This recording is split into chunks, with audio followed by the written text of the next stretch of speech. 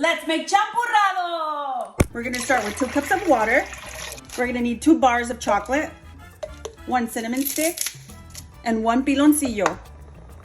Now let's cover and let it boil for 15 minutes. And of course, I'm using my Cook's brand Dutch oven, only at JCPenney. So once you start seeing that the chocolate is melted, give it a quick mix, and this is ready for the milk. I'm gonna be using half a gallon of regular milk, 2 cans of leche evaporada, and the second can of evaporated milk is gonna go into the blender.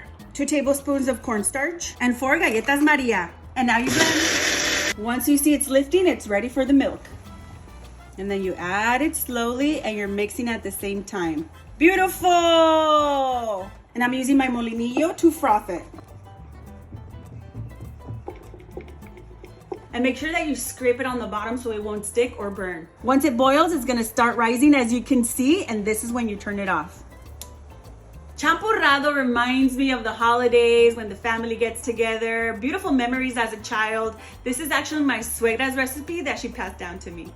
Now let's serve. Y listo! And enjoy.